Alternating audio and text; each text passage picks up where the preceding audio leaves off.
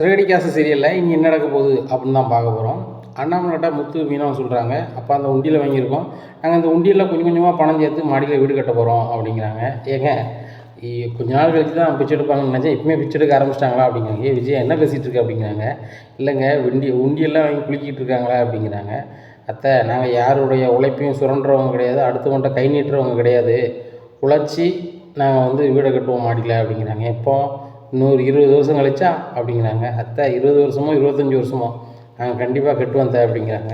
கட்டுவீங்க உண்டியில் வச்சு தெருவா பிச்சை எடுத்தால் மட்டும் தான் நீங்கள் கட்ட முடியும் அப்படிங்கிறாங்க. அம்மா தாயே அப்படிங்கிறாங்க வாசல்லேருந்து. யாருடா இது அப்படின்னு சொல்லி எல்லோரும் திரும்பி பார்க்குறாங்க. மனோஜை பார்த்தோன்னா பயங்கர சிரிப்பு முத்துக்கு. அம்மா பிச்சைக்காரன்னு சொன்னீங்களா, நான் வந்துட்டான் பிச்சைக்காரன் அப்படிங்கிறாங்க. பிச்சைக்காரா அப்படிங்கிறாங்க. டேய் என்னடா எப்படி பேசிகிட்டு இருக்கு அப்படிங்கிறாங்க. பிச்சைக்கார மாதிரி தானே இருக்கேன், கேட்டேன் செய்யாத தொழில் மாதிரி பேசுகிறேன் அப்படிங்கிறாங்க. உடனே அதெல்லாம் வேறு கதைடா அப்படிங்கிறாங்க.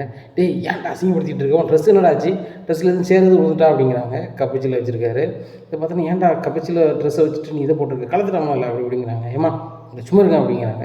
என் பர்சனல்மா அப்படிங்கிறாங்க. என்ன பார்த்தீங்களாம்மா உங்களையும் அவன் எடுத்து பேசிட்டு போகிறான் அப்படிங்கிறாங்க. என்னங்கடா எடுத்து பேசிட்டு போகிறான் அப்படிங்கிறாங்க. பர்சனல்லாம் என்னது, அவன் இதில் நீங்கள் தலையிடக்கூடாதான்னு அர்த்தம் அப்படிங்கிறாங்க. நேராக அந்த மஞ்சள் கலருக்கு வேஷ்டியோடு அப்படியே உட்காந்துருக்காரு ரூமில். இந்த சூழ்நிலையில் டேய் மனோஜ் என்னடா ஆச்சு அப்படிங்கிறாங்க.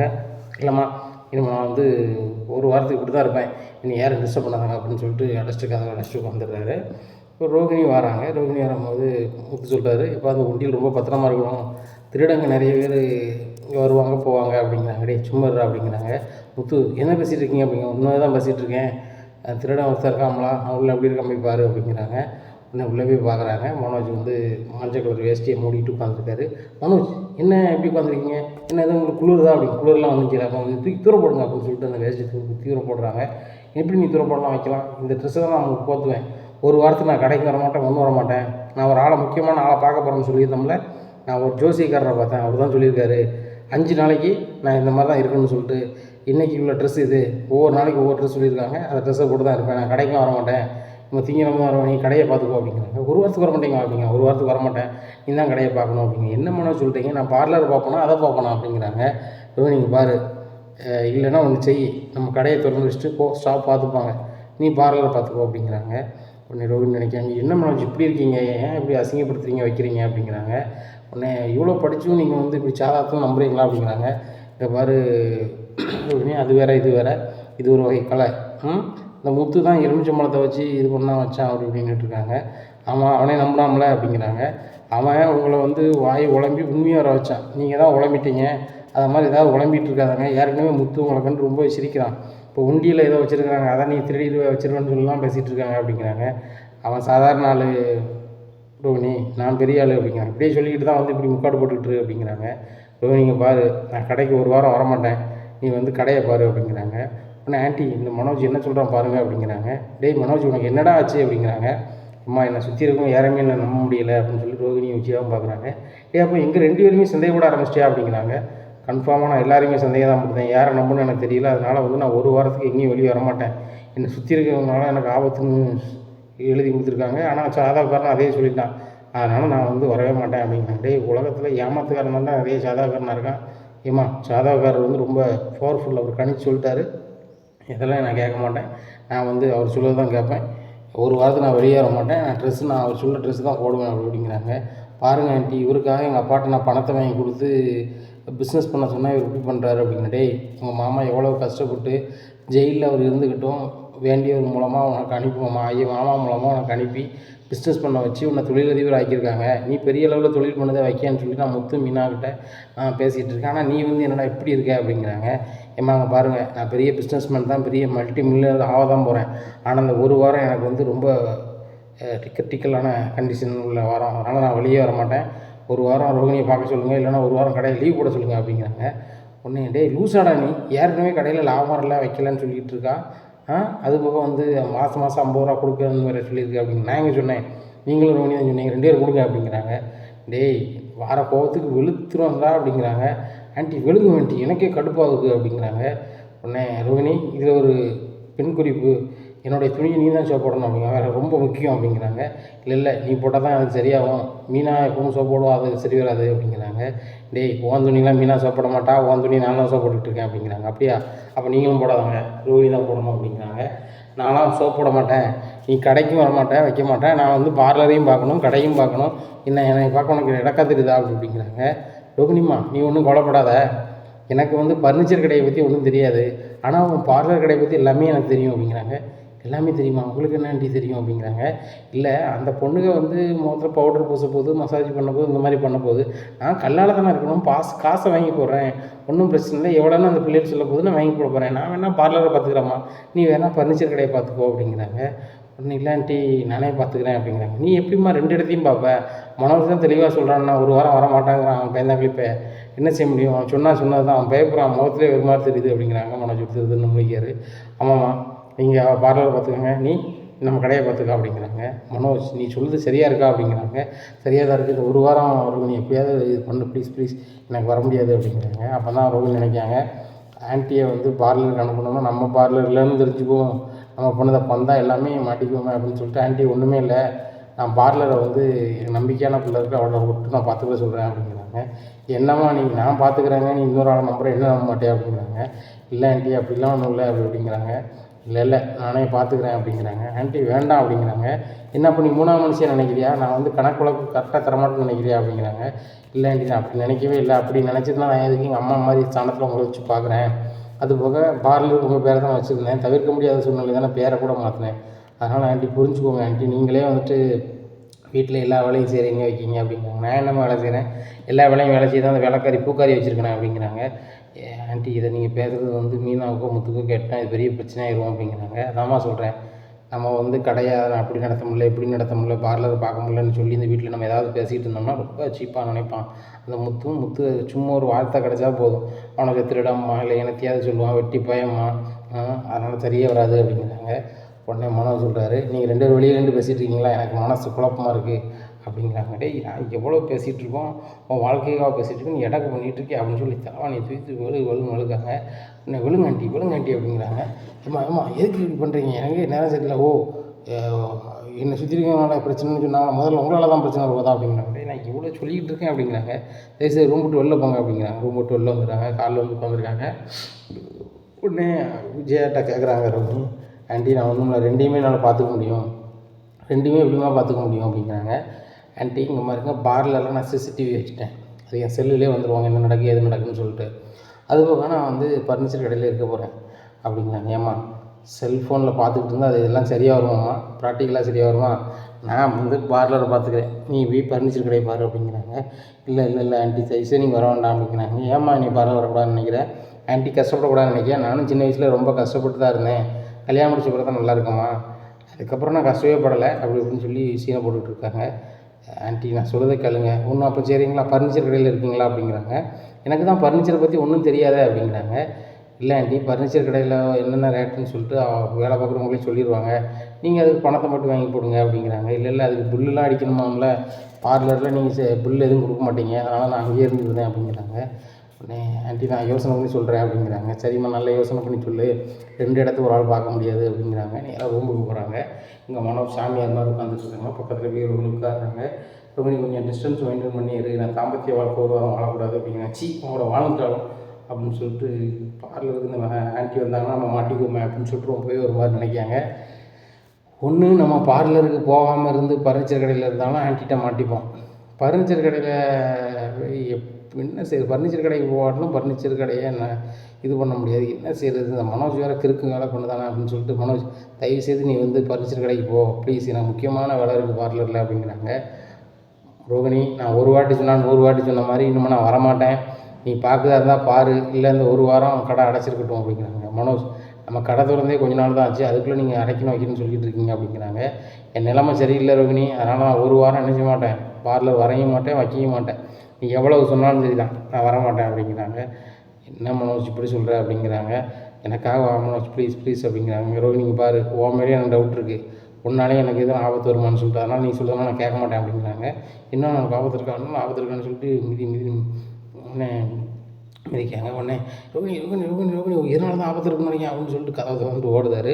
"ஏய் சமையல் நில்லுடா, டேய் சமையல் நில்லுடா" அப்படிங்கிறாங்க. மனோஜ் மொட்டை மாடி பார்த்து ஓடுதாரு. "டேய் உனக்கு என்ன மனநலம் எதுவும் பாதிக்கப்பட்டா?" அப்படிங்கிறாங்க. "கொஞ்ச நாளில் பாதிச்சிடும்டா, கொஞ்ச நாளில் பாதிச்சிடும். என்னை சுற்றி இருக்கவங்க எல்லாருமே வந்து இப்படி தான் பண்ணுறாங்க. நான் உன்னால் ஆயிரும்னு நினைக்கிறேன்" அப்படி இப்படின்னு சொல்லி தீர புலம்ப ஆரம்பிக்காரு. உடனே கீழே வராரு முத்து. "எப்போ அவனுக்கு மனநலம் பாதிக்கப்பட்டுன்னு நினைக்கிறேன், ஹாஸ்பிட்டல் கூட்டி போகணும்பா" அப்படிங்கிறாங்க. "யாருக்கிட்ட?" அப்படிங்கிறாங்க. "மனோஜ் தான்பா." அப்படியே ஓடுறான். அங்கே போய் ஒத்தியில் புலம்பிட்டு நிற்கிறான். நான் ஒன்று கேட்குறேன், அவன் ஒரு பதில் சொல்கிறான்.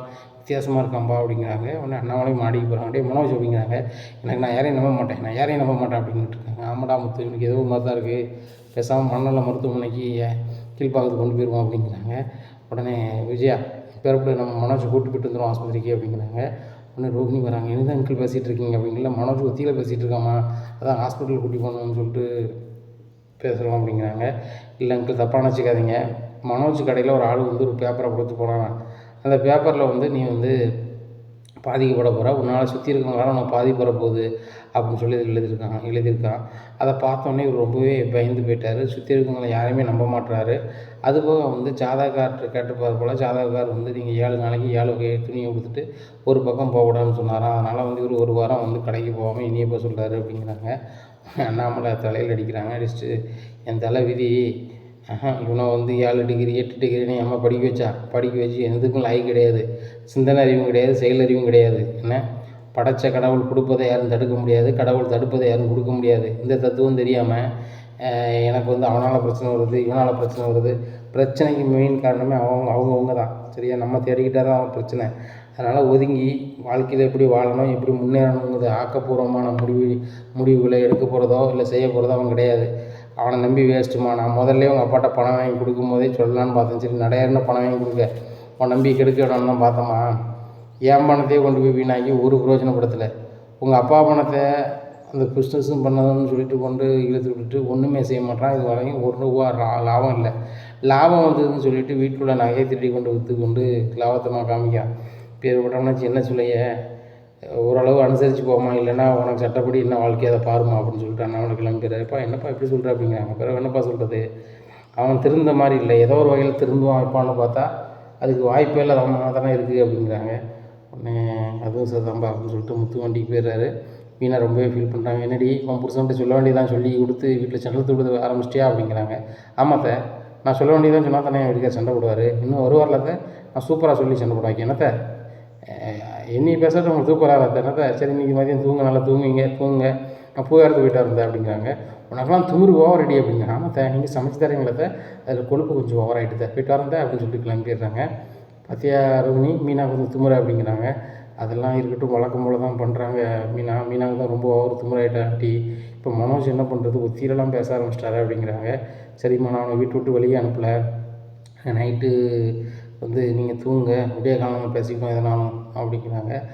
அங்கிள் வாக்கிங் போயிருக்காங்க, முத்து வெளில போயிருக்காங்க, எல்லோரும் வந்த பிறகு தான் தூங்கணும் அப்படிங்க. "ஏம்மா?" அப்படிங்கிறாங்க. "வந்த பிறகு தானே மீனா வந்து சாப்பாடெலாம் போடுவாங்க, அவங்க இப்போ நைட்டு பூவாரத்துக்கு போயிட்டாங்க" அப்படிங்கிறாங்க. "முன்னாடி வந்து காலையில் பூவாரம் பண்ணால் மதியானம் பண்ணால் இப்போ நைட்டும் பூ கொடுக்க ஆரம்பிச்சிட்டா" அப்படிங்கிறாங்க. "ஆமாம், கடையாக கொடுக்குறாங்க, அது நல்லதில்லை. எங்கள் கடையும் கொடுக்குறாங்க, ஆனால் ஒரு லேடிஸாக இருந்துட்டு ஒவ்வொரு இடத்துக்காக போகிறது அவங்களுக்கு பாதுகாப்பாகவும் இருக்காதுல்ல" அப்படிங்கிறாங்க. "அதை பற்றிலாம் அவன் எங்கேம்மா நினைப்பாவா, பிச்சை எடுத்துனாலும் அந்த மொட்டை மாடி கட்டணும்னு நினைக்காவா? ஆனால் நான் கட்ட விட மாட்டேன். ஆனால் தற்சமயத்துக்கு அவன் பணம் ஜாக்குன்னு அலையுதாங்க, அலையும் போது அதை பார்க்கறதுக்கும் ஒரு ரசனையாக தான் இருக்குது. சரி எவ்வளோ கஷ்டப்படுறாங்களோ படட்டும், அவங்கள பார்க்க இன்பமாக இருக்குது" அப்படிங்கிறாங்க. "ஆண்டி, அது இன்பமாக உங்களுக்கு இருக்கலாம், ஆனால் வந்து அசிங்கமாகவும் இருக்கலாம் ஆண்டி. நைட்டு கண் பூ ஊற்றிட்டு நல்லாவா இருக்குது" அப்படிங்கிறாங்க. "சரி நான் ஃபோன் பண்ணி வர சொல்கிறேம்மா, நீ போய் ரெஸ்ட் எடு, சாப்பிட்டு நம்ம தூங்குவோம்" அப்படிங்கிறாங்க. உடனே ரோகிணி செல்லில் நேராக ஃபோன் அடிக்கிறாங்க விஜயா. "இந்த மாதிரி சீக்கிரம் வீடு வந்து சேரு" அப்படிங்க. "இப்போ தான் நான் வந்தேன்" அப்படிங்கிறாங்க. "நைட்லாம் பூ வியாபாரம் பார்க்கக்கூடாது, உன் புருஷன் தான் நைட்டு பகல் வண்டி ஓட்டு தான், அவன் மாமனார் தான் நைட்டு வாக்கிங் போகிறான், அங்கே இங்கே போகிறான், நீனும் போயிட்டு அலையோ, ஆளுக்கு விளைஞ்சா எப்படி இந்த வீடு வழங்குமா" அப்படி இப்படின்னுட்டு இருக்காங்க. உடனே சரி அத்தை நம்ம சொல்கிறாங்கன்னு சொல்லிட்டு வீட்டுக்கு வந்துடுறாங்க மீனா. இப்படியா இருக்குது இந்த சூழ்நிலை, எல்லாருக்குமே சாப்பாடு கொடுக்குறாங்க. முத்து வந்துடுறாங்க, நாமளும் வந்துடுறாங்க. மனோஜ் அது வரைக்கும் மொட்டை மாடியில் தான் இருக்கார். "இன்னும் மனோஜ் கீழே வந்துட்டானா, இன்னும் வரலாங்க" அப்படிங்கிறாங்க. "ஏய் கீழே படா" அப்படிங்கிறாங்க. "நான் யாரையும் நம்ப மாட்டேன்" அப்படிங்கிறாங்க. "நீ நம்பாமல் போ, முதல்ல வந்து சாப்பிடு" அப்படிங்கிறாங்க. "இல்லை எனக்கு சாப்பாடு வேண்டாம், சாப்பாட்டில் எதுவும் போட்டு கொடுத்தீங்கன்னா" அப்படிங்கிறாங்க. இந்த முத்து சிரிக்கிறாங்க. "ஆமாம், நீ பெரிய தொழிலதிபர், பல கோடி ரூபாய்க்கு அதிபதி, உன் சொத்தை அடையிறதுக்கு வந்து ஏதோ போட்டு கொடுக்காங்க, ஏழை வெட்டி பேலை சாப்பிடல" அப்படிங்கிறாங்க. ரோகிணி சொல்கிறாங்க, இப்படிலாம் பேசாதீங்க அப்படிங்கிறாங்க. உன் புருஷன் பண்ணது வந்து உனக்கு காண்டாகுதா காண்டாகலையோ, எனக்கு ரொம்ப காண்டாகுது. இதுக்கு மேலே மரியாதைலாம் ஒன்று கொடுக்க முடியாது. என்ன உன் புருஷனுக்கு சோறு கொடுக்கணும்னா நீ கொடு. மீனா நம்மளெல்லாம் சாப்பிட்டாச்சுல போய் படுப்போம் அப்படின்ட்டு கிளம்பி போகிறாங்க. இந்த மனோஜ் சாப்பிடுங்க அப்படிங்க. இல்லை இல்லை சாப்பிட மாட்டாங்க. மீனா எதுவும் போட்டு தந்துதானா அப்படிங்கிறாங்க. மனோஜ் நீங்கள் வந்து உண்மையிலே மனநிலை பாதிக்கப்பட்டீங்களா அப்படிங்கிறாங்க. பாதிக்கப்பட்டுன்னு தான் நினைக்கிறேன் ரோகிணி. தயவுசெய்து நீங்கள் என்கிட்ட யாரும் பேசாதீங்க. நான் வந்து ப்ரெட் வாங்கி வச்சுருக்கேன், ப்ரெட்டை சாப்பிட்டுக்கிறேன்னு சொல்லிட்டு ரூமில் போய் ப்ரெட் வச்சு சாப்பிட்டு படுக்காரு. ரோகிணிக்கு ரொம்பவே கவலையாக இருக்குது. காலையில் ஆனால் நான் வந்து பார்லர் போனா இல்லைனா பர்னிச்சர் கடை போகணுன்னு தெரியலையே அப்படின்னு சொல்லிட்டு முடிச்சிட்ருக்காங்க. அப்போ வந்துட்டு விஜயா மனசை மாற்றணும்னு சொல்லிட்டு, ஆண்டி இதில் ஒரு 7,000 இருக்குது வச்சுக்கிடுங்க அப்படிங்கிறாங்க. எதுக்குமா இன்னும் 5,000 தந்துட்டேம்மா செலவுக்கு அப்படிங்கிறாங்க. இல்லை ஆண்டி இந்த மாதத்துல நான் 12,000 தரலான்னு பார்க்குறேன். அதான் இந்த ஒரு 7,000 தரேன், 5,000 தந்துருக்கு, நான் 12,000 ஆச்சா மாதம் வாங்கிக்கோங்க. நீங்களும் பார்வதி ஆண்டி ஏதாவது சேரீ இல்லை ஏதாவது உங்களுக்கு வேண்டியது எடுத்துக்கோங்க அப்படிங்கிறாங்க. சரிம்மா அப்படின்னு சொல்லிட்டு பணத்தை வாங்கிட்டு பார்லருக்கு வரணுங்கிறதே மறந்துடுறாங்க. அப்போ தான் ரோஹிணிக்கு பெருமூச்சு வருது. ஆகா ஆன்ட்டியை நிப்பாட்டணும்னா என்னெல்லாம் பண்ண வேண்டியிருக்கு அப்படின்னு சொல்லிட்டு நினைக்காங்க மனசுக்குள்ளே. உடனே ரொம்பவே சந்தோஷமாக பார்லருக்கு போகிறாங்க ரோஹிணி.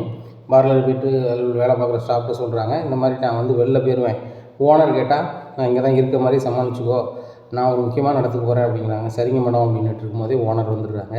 ஐயோ ஓனர் வந்துட்டாங்களா அப்படின்னு சொல்லிட்டு சும்மையாக தாங்க வேலை செய்த மாதிரி நடிக்காங்க.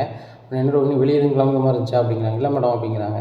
அதானே நான் வெளியே கிளம்ப வேண்டியிருக்கு, பார்லர் நல்லா பார்த்துக்கோங்க வச்சுக்கோங்க. நம்ம பார்லரில் வந்து ஏகப்பட்ட பிரச்சனை வருதுன்னு சொல்கிறாங்க. நீங்கள் இருந்தீங்கன்னா அதை மேனேஜ் பண்ணுவீங்க. ஒரு சில நேரம் நீங்கள் வெளியில் போகும்போது இதை ஆயுத வச்சதுன்னு சொல்லிட்டு சொல்கிறாங்க. நானே மற்ற ஸ்டாஃப்ட்ட கேட்கும்போது ரோஹிணி மேடம் இல்லை அவங்க தானே மேனேஜ் பண்ணியிருப்பாங்கன்னு சொல்கிறாங்க. ஃபுல் அண்ட் ஃபுல்லாக அங்கே இருங்க, காலையிலேருந்து உங்களுக்கு 6 மணி வரைக்கும் வேலை. அதுக்கப்புறம் நீங்கள் எங்கேனாலும் போங்கன்னா 2 ஹவர் நான் பார்த்துப்பேன் சரிங்களா. நான் ஒவ்வொரு கடைக்காக மாற்றி இருப்பேன். இன்றைக்கி முக்கியமான வேலை இருக்குது அப்படிங்கிறாங்க. சரிங்க மேடம் போய்ட்டு வாங்க அப்படிங்கிறாங்க. இந்த சூழ்நிலையில் பார்லர் ஓனர் கிளம்பி போயிடுறாங்க. எப்பா நல்ல வேலை ஓனர் போயிட்டா நம்ம சொல்லிட்டு கிளம்பிட வேண்டியதான் அப்படின்னு சொல்லிட்டு கொஞ்சம் நேரம் பார்லர் இருக்காங்க. அப்போ வேலை பார்க்குற பொண்ணுட்டு சொல்கிறாங்க, இங்கே பாருங்கள் ஓனர் அவங்க தான், சம்பளம் அவங்களுக்கு தர்றது எல்லாமே நான் தான் தரேன். யாருக்கு சம்பளம் கூட தரணும் குறைய தரக்கூடாது தரைய தரணும் அப்படிங்கிற முடிவெடுக்குது நான் தான். நான் போன பிறகு நான் போயிட்டேன் வச்சுட்டேன்னு யாரும் சொல்லக்கூடாது. அப்படி சொன்னால் சம்பளம் கிடைக்காது.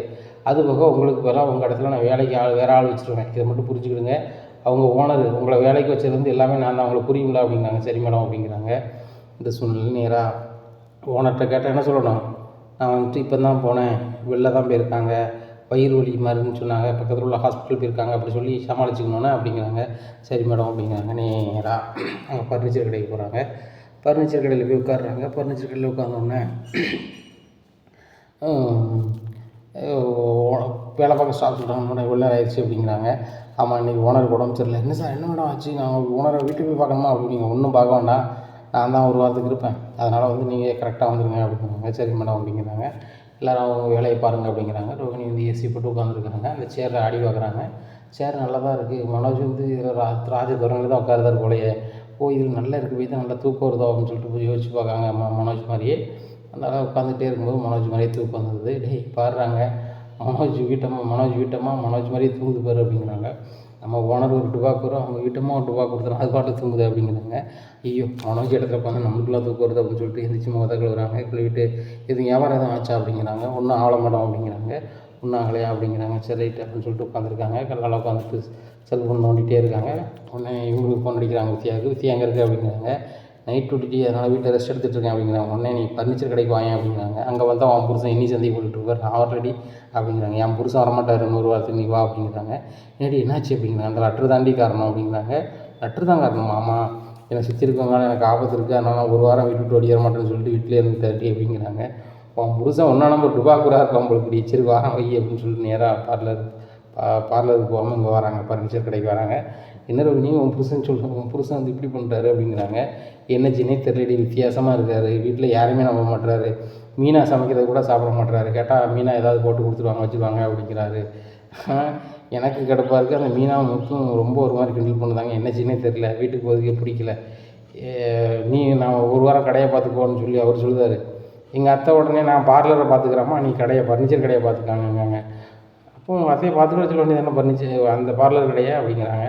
பார்லர் போய் எங்கள் அத்தை பார்த்தா நான் மாட்டிக்க மாட்டேன், இந்த மாதிரி நான் பார்லர் நடத்தணும்னு சொல்லிட்டு. ஆமாம் ஆமாண்ணே, இப்போ என்ன தான் இருந்துச்சு அப்படிங்கிறாங்க. எங்கள் அத்தைக்கு மாதம் 5,000 செலவு கொடுத்துட்டு இருந்தோம்லா அப்படிங்கிறாங்க. ஆமாம், கூட ஒரு 7,000 சேர்த்து கொடுத்தேன்.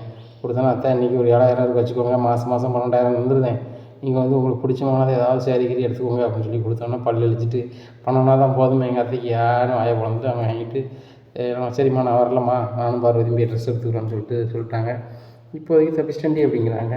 உன்னை பார்க்க பாவப்படுறதா உன்னை பார்த்து சிரிக்கிறதான்னு எனக்கு தெரில, ஆனால் நீ இப்படி பெரிய அகலக்கால் வச்சுக்கிட்டு இருக்க, ரொம்ப கஷ்டண்டி அப்படி இப்படின்னுட்டு இருக்காங்க. உடனே சரி பார்த்துக்கலாம் விடு அப்படின்னுட்டு இருக்காங்க. அதனால் ஒரு 5-6 பேர் வராங்க ஃபர்னிச்சர் கடைக்கு. உடனே பொருள் வாங்கணும் அப்படின்னு சொல்லி அந்த பொருள்லாம் பார்க்குறாங்க.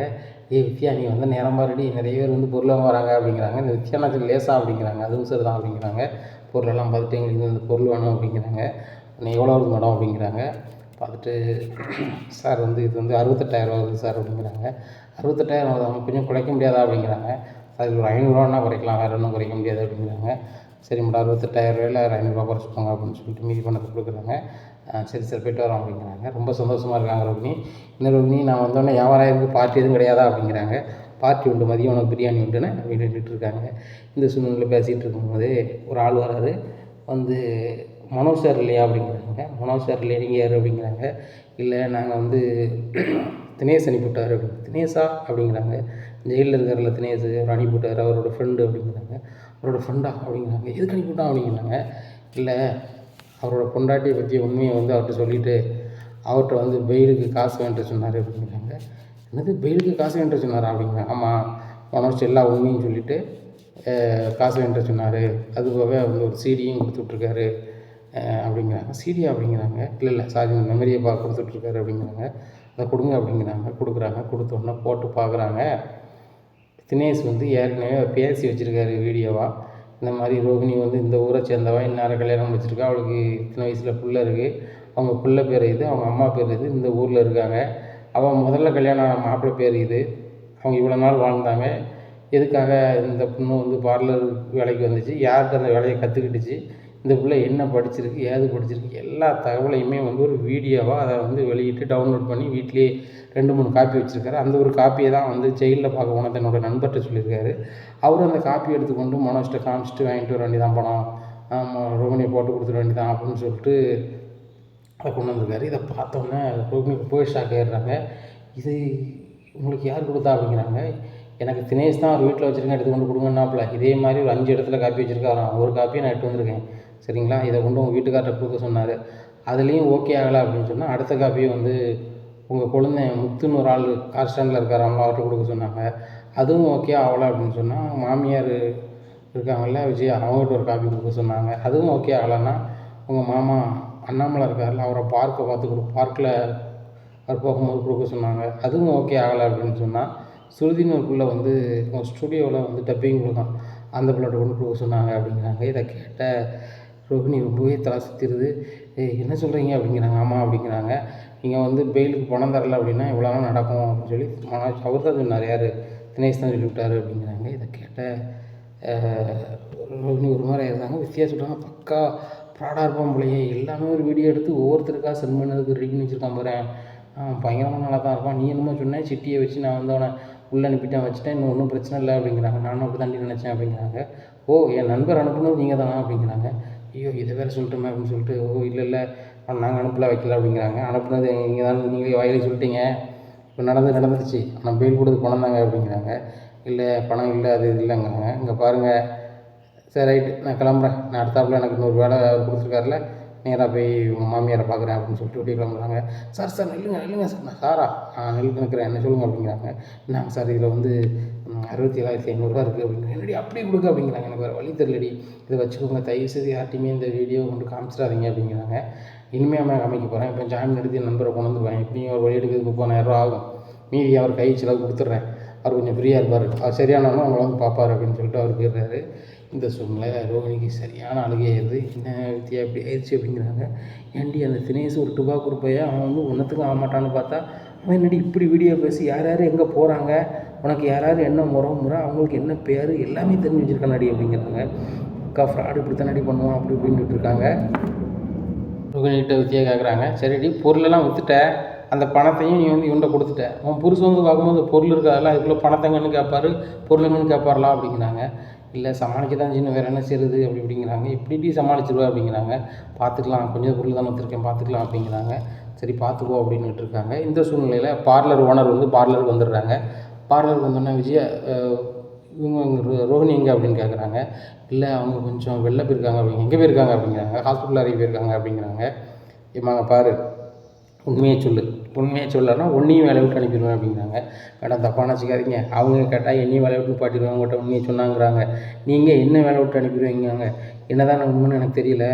அவங்க வந்து உண்மையிலே அவங்க ஃபர்னிச்சர் கடைக்கு போயிருக்காங்க மேடம் அப்படிங்கிறாங்க. அந்த கடை எந்த இடத்துல இருக்குது அப்படிங்கிறாங்க. இடத்த சொல்கிறாங்க. நேராக அந்த ஃபர்னிச்சர் கடைக்கு ஸ்கூட்டியோடு போகிறாங்க. இந்த ஸ்கூட்டி சவுண்ட் எங்கேயோ கேட்டிருக்க மாதிரி எட்டி பார்க்குறாங்க. கடையில் உள்ளே இருந்து இது பார்லர் ஓனர் வராங்க. ஆஹா, பார்லர் ஓனர்லாம் வராங்க அப்படின்னு சொல்லிட்டு வித்தியா வித்தியா வான்னு சொல்லிட்டு பின் வழியாக போகிறாங்க. போகும்போது ஸ்டாப்பு சொல்லிட்டு போகிறாங்க. சாவியெல்லாம் இதில் தான் இருக்குது, எங்கள் ஓனர் ஃபோனோடனே என்ன ஃபோன் அடிங்க, நான் வந்துடுறேன். உங்கள் ஓனரா அப்படிங்கிறாங்க. இன்னொரு பொம்பளையால் வருதுல, அந்த பொம்பளையால் போனோடனே என்ன ஃபோன் அடிங்க அப்படிங்கிறாங்க. சரி மேடம் அப்படிங்கிறாங்க. அவங்க 2 பேர் தான் மனோஜ் கடையை வந்து கொள்ளடிக்கணும் அப்படின்னு சொல்லி பிளான் போட்டவங்க. அவங்ககிட்டே சாவியை கொடுத்துட்டு ரோஹிணி ஓடிடுறாங்க. வந்தோடனே அங்கே வராங்க, பார்லர் ஓனர் வராங்க. ரோஹிணிங்க வந்தாங்களா அப்படிங்கிறாங்க. மேடம் இங்கே வந்துட்டு எங்கேயோ ஒரு வேலையாக வெளியே போகிறோன்னு சொல்லிட்டு போயிருக்காங்க அப்படிங்கிறாங்க. ஓ, உன் தொழில் இந்த அளவு பெரிய அளவில் டெவலப் பண்ணதுக்கு என் கடையில் சம்பளம் வாங்கிட்டு நீ இங்கே விளாண்டிக்கிட்டு இருக்கியா?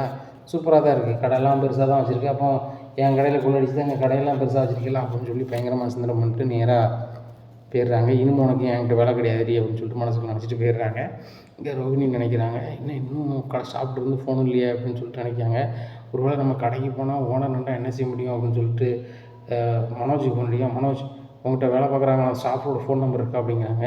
என்ன ரோஹிணி சொல்கிறேன், அங்கே தான் நான் இருக்கேன் அப்படிங்கிறேன். அங்கே தான் இருக்கேன், எல்லார் ஃபோன் நம்பரையும் நான் வாங்கி வச்சுக்கணும்ல அப்படிங்கிறாங்க. அவங்கள்ட்ட கேளு தருவாங்க அப்படிங்கிறாங்க. மனோஜ், நீ என் ஹஸ்பண்டு, நான் வந்து ஓன்ட்ட கேட்காம அங்கே கேட்டால் நல்லா இருக்குமா அப்படிங்கிறாங்க. அதுவும் சரி தான் அப்படின்னு சொல்லிட்டு நம்பரை கொடுக்காரு. ரோஹிணி இவ்வளோ தெளிவாக இருக்கணும், அப்படி இருந்தால் தான் வாழ்க்கையில் ஜெயிக்க முடியும், அந்த தெளிவாக இருக்கிறது தான் வீட்டு விட்டு வராமல் இருக்கேன் அப்படின்னு சொல்லிட்டு அவங்க நம்பரை கொடுக்காங்க. அந்த நம்பரை வாங்கிட்டு ரோஹிணி ஃபோன் அடிக்காங்க. ஃபோன் அடிச்சு இந்த மாதிரி எங்கள் ஓனர் போயிட்டாங்களா அப்படிங்கிறாங்க. மேடம் அவங்க போகாமையே ஒரு சேரில் ஏற்றாப்புல உட்காந்துருக்காங்க மேடம் அப்படிங்கிறாங்க, கல்லாக முன்னாடியே அப்படிங்கிறாங்க. என்னங்க சொல்கிறீங்க? ஆமாம், நீங்கள் அவங்க போனோன்னா உங்களுக்கு ஃபோன் அடிக்கிறேன் அப்படிங்கிறாங்க. சரிங்க அப்படிங்கிறாங்க. உடனே அந்த கடையை கொள்ளடிக்கணும்னு நினச்சி 2 ஸ்டாஃப் வந்து சேல்ஸ்மேன் வந்து பேசிக்கிறாங்க. டேய் அல்லா வந்து அதான் வந்து சிக்கிருக்கு, ஒன்றும் பிரச்சனை இல்லை, குடோன் சாவியும் வச்சுட்டு போயிட்டாங்க, அவசரத்தில் கடை சாவியும் வச்சுட்டு போயிட்டாங்க. இப்போ குடோனில் பொருள் இருக்குது, விளங்கிட்டா நம்ம வந்து என்ன செய்வோம், இங்கே உள்ள பொருளை எடுத்துருவோம், போக சொல்லிடுவோம், குடோன் உள்ள பொருள் இங்கே தூக்கி வச்சுருவோம், ஒன்றும் பிரச்சனை இல்லை அப்படிங்கிறாங்க. தெரியாதாடா அப்படிங்கிறாங்க. ஒன்றும் தெரியாது, 2 வண்டி வர சொல்லிட்டு ஃபோன் பண்ணி வர சொல்கிறாங்க. கடையில் உள்ள பொருளை போகிறோம், ஒரு 10 காணு பொருளை ஏற்றிடுறாங்க. வாஷிங் மிஷின், ஃப்ரிட்ஜ், அது இன்னொரு வண்டி, நிறைய ஒரு வண்டி ஏற்றிடுறாங்க. ஏற்றிட்டு குடோன் உள்ள பொருளை பூரா ஏற்றி கொண்டு இங்கே வச்சிடுறாங்க. வச்சுட்டோன்னே எல்லாம் பக்கா வச்சாச்சு, ஒன்றும் பிரச்சனை இல்லை அப்படிங்கிறாங்க. கூட இருக்கிற 2 ஸ்டாஃப் வந்து என்னடா அப்படிங்கிறாங்க. ஒன்றும் பிரச்சனை இல்லை, உங்களுக்கும் நாங்கள் ஷேரிங் தருவோம், எதையும் சொல்லாதாங்க. இந்த கடைக்கார ஓனர் ஒரு மாதிரி வீட்டாமல் அதுக்கு மேலே இருக்கா, ஐயா ஓனர்னு சொல்லிட்டு பதறிக்கிட்டு ஓடுதா, என்னவோ ஏதோ இவங்களே ஏதோ ஃப்ராடுத்தனம் பண்ண மாதிரி தான் இருக்குது. நம்ம இவங்கள்ட்ட ஃப்ராடுத்தனம் பண்ணோன்னா வாழ முடியாது. அது போக ஒழுங்காக நம்மளுக்கு சம்பளம் தரானா, டீ காஃபி வாங்கி தரானா, ஒன்றும் கிடையாது. சம்பளம் 1ஆந்தேதினா 10ஆந்தேதி தரான், 11ஆந்தேதி தரான், சேர்ந்து 1 மாதத்துல நம்மளை பாடாப்படுத்துகிறான். நம்ம அவனை பாடாப்படுத்துகிறோன்னா சரி வராது. இப்போதைக்கு சாவி எல்லாமே அவங்க கண்ட்ரோல் தான், வச்சுட்டு தான் போயிருக்காங்க. இப்போ நான் ஃபோன் பண்ணோன்னா அவங்க வரப்போகிறாங்க. ஒன்றுமே நடக்காத மாதிரி எப்போவும் போல் நீங்கள் இருக்கணும், சரியா அப்படிங்கிறாங்க. சரி சார் அப்படிங்கிறாங்க. அதே மாதிரி எப்போவும் போல் அமைதியாக இருக்காங்க. மேடம் அவங்க போயிட்டாங்களா அப்படின்னு சொல்லிட்டு ரோஹிணி கடைக்குள்ளே வராங்க. எப்பா அப்படிங்கிறாங்க. பொருளெல்லாம் பார்க்குறாங்க, வித்தியாசமாக திரும்பி இருக்குது அப்படின்ட்டு. என்ன இந்த பொருள்லாம் திரும்பி இருக்குது அப்படிங்கிறாங்க. மேடம் வாரவங்க கஸ்டமர் வந்து அப்படி திருப்புவாங்களா மேடம் அப்படிங்கிறாங்க. இப்போ வேறு கஸ்டமர் வந்தாங்களா அப்படிங்க. உங்கள் மேடம் வந்தாங்க, அவங்க கூட 2 3 பேர் வந்தாங்க, அவங்க அந்த பொருளெல்லாம் திருப்பி பார்த்தாங்க அப்படிங்கிறாங்க. அப்படியா அப்படின்னு சொல்லிட்டு சொல்கிறாங்க. அப்போ நான் சேல்ஸ்மேன் சொல்கிறேன், இந்த பொருளை ஒழுங்காக வச்சுக்க வேண்டியது அப்படின்னு சொல்லிட்டு சரியாக திருப்பி வைக்கிறாங்க.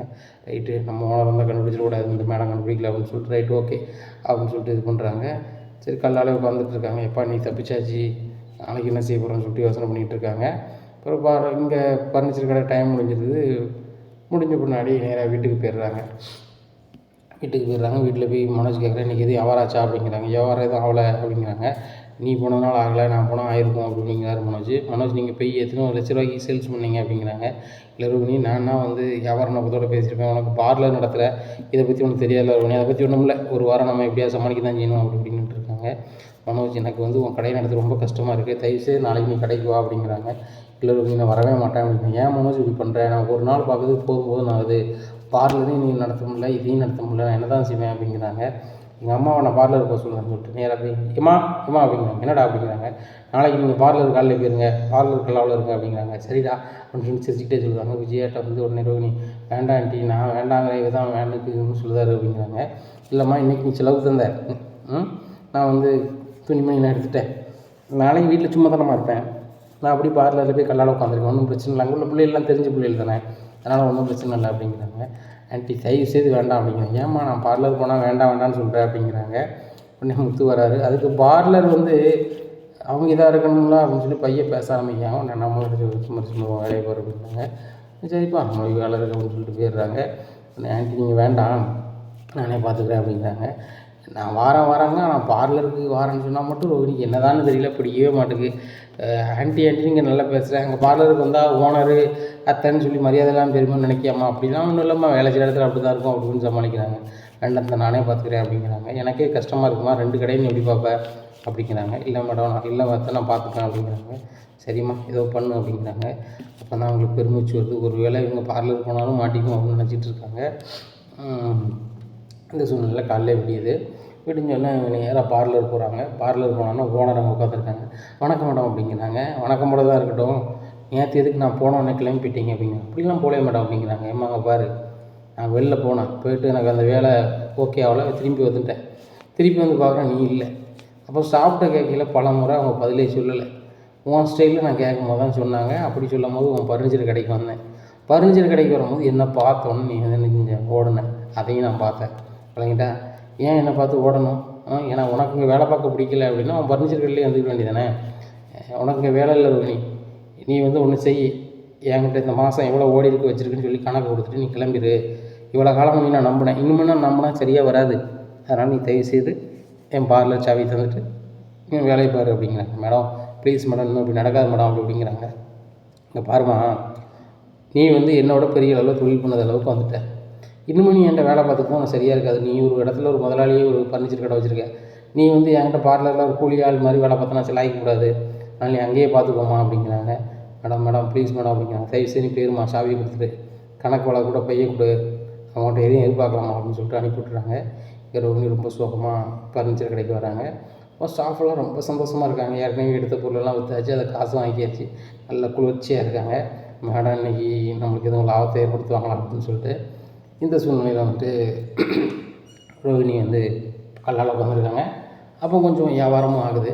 வியாபாரம் ஆனோடனே ஒரு அந்த 20,000 டேபிளில் போடுறாங்க. சரி ரைட்டு, இன்றைக்கி 20,000 விற்றுருக்குன்னு சொல்லிட்டு நம்ம மனோஜ் சொல்லுவோம், சந்தோஷமாக போடுவார் அப்படின்னு சொல்லிட்டு மனோஜ் அப்படிங்கிறாங்க. என்ன அப்படிங்கிறாங்க, இன்றைக்கி 20,000 வியாபாரம் ஆகிருக்கு அப்படிங்கிறாங்க. வெரி குட் ரோகிணி, நீ பார்த்து நீ தான் 20,000 வியாபாரம் ஆகிருக்கு, ரைட் அப்படி இப்படின்னு இருக்காங்க. இந்த சூழ்நிலையில் பெயில் போட்டு அவர் வெளில வந்துடுறாரு. தினேஷ் வந்தோடனே என்ன ரோகிணி அப்படிங்கிறாங்க. பார்த்தோன்னே ரொம்பவே ஷாக் ஆகிடுறாங்க. என்ன அப்படின்ட்டு ஒரு மாதிரி முழிக்காங்க. முடித்தோடனே நீ எப்படி வெளியே வந்த அப்படிங்கிறாங்க. என்னென்ன பணம் கொடுத்த, நீ கொடுத்தனா பணத்தை கட்டி வெளியே வந்துட்டேன் அப்படிங்கிறாங்க. உடனே இங்கே எதுக்கு வந்த போனா அப்படிங்கிறாங்க. நீ ஓனான அப்புறம் நான் வரதானே செய்யணும், காசு தான் அப்படிங்கிறாங்க. என்கிட்ட காசு இல்லை அப்படிங்கிறாங்க. கல்லாவை திறக்காரு, 20,000 கணக்கு எடுத்துக்கிறாரு. 20,000 எடுத்துருங்க, 20,000 காணாத, சரி அப்போ ஏதாவது 2 பொருள் தான் நான் வெளியே விற்றுக்கிட்டு அப்படிங்கிறாங்க. பொருள்லாம் தர முடியாது, வைக்க முடியாது அப்படிங்கிறாங்க. இல்லை பொருள் எனக்கு வேணும், நீ சொல்லுது நான் கேட்க முடியும், 2 ஏசி கொடு அப்படிங்கிறாங்க. இல்லை கொடுக்க முடியாது அப்படிங்கிறாங்க. வேணும் அப்படிங்கிறாங்க. இல்லை அப்படின்னா அந்த வீடியோவை நானே கொண்டு கொடுக்கணுமா ஒரு ஏரியாவுக்கு அப்படிங்கிறாங்க. சரி தந்து தொலைதான் அப்படின்னு சொல்லிட்டு 2 ஏசியை பார்சல் பண்ணுங்கிறாங்க. பார்சல் பண்ணி ஒரு வண்டியில் கொண்டு போகிறதுக்கு ரெடி ஆகுறாங்க. வண்டி வாடகை யார் கொடுப்பா, அதை கொடு அப்படிங்கிறாங்க. அதை ஒரு 300 வாங்கிக்கிறாரு. கிளம்புறேன் அப்புறம் பார்ப்போம் அப்படின்னு சொல்லிட்டு போயிடுறாரு.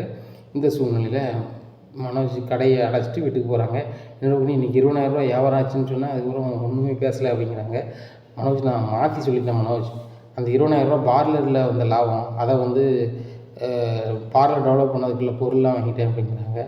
அப்படியே ரோகிணி, நான் வந்து இங்கே தான் வந்துட்டு போல நினச்சேன், நீ மாற்றி சொல்லிட்டு சரி விடு அப்படிங்கிறாங்க. இந்த ரோகிணிக்கு பயங்கர கடுப்பாகுது. 80 சில்லற ரூபா வந்து வம்பாக்கிட்டுமே, நான் பொருள் வேறு காணலையே, மனோஜ் பார்த்தா தெரிஞ்சிருமே என்ன செய்யணும்னு தெரியலையே அப்படின்னு சொல்லிட்டு யோசிக்கிறாங்க. இந்த சூழ்நிலையில் வந்துட்டு குடோனில் அந்த பொருள்லாம் இருக்கும்ல, குடோனில் இருந்தே மாற்றி வச்சிருமா அப்படின்னு நினைக்காங்க. வேறு வழியில் இப்போதைக்கு சமாளிக்கணும்னு சொல்லிட்டு ரைட்டை நம்ம பண்ணிடுவோம் அப்படின்னு சொல்லிட்டு மறுநாள் காலையிலே கடைக்கு போகிறாங்க. அப்போ ஸ்டாஃபை கூப்பிட்றாங்க. குடோனில் உள்ள பொருள் இந்த பொருள்லாம் மட்டுங்க வச்சுருங்க அப்படிங்கிறாங்க. உடனே சரி மேடம் அப்படிங்கிறாங்க. உடனே அது 2 ஸ்டாஃபும் சொல்கிறாங்க, நம்ம வழக்கம் போல் மட்டும் அடிச்சிட வேண்டியதான், அந்த மேடம் வந்து குடோனுக்கு வராது, ஆனால் நம்ம கஞ்சன் மனோஜ்னா குடோனுக்கு வந்து நிற்பான். இப்போ இந்த மேடம் வராது, கல்லாலே உட்காந்துருக்கும், நம்ம போவோம் இங்குள்ள பொருளே எடுத்து இது மாதிரி போவோம், இன்னொரு வண்டி வர சொல்லி நம்மளுக்கு தேவையான பொருள் எடுத்துக்குவோம் அப்படிங்கிறாங்க. அது சூப்பர் தான் அப்படிங்கிறாங்க. அதேமாதிரி அவங்களுக்கு தேவையான பொருளை ஏற்றி விட்றாங்க. கடைக்கு நேற்று தினேஷ் கொடுத்த பொருளுக்கு பதிலாக இங்கே தூக்கி வச்சிடுறாங்க. எப்பா இப்போதைக்கு சமாளிச்சாச்சு அப்படின்னு நினச்சிட்டு ரொம்ப சந்தோஷமாக இருக்கிறாங்க.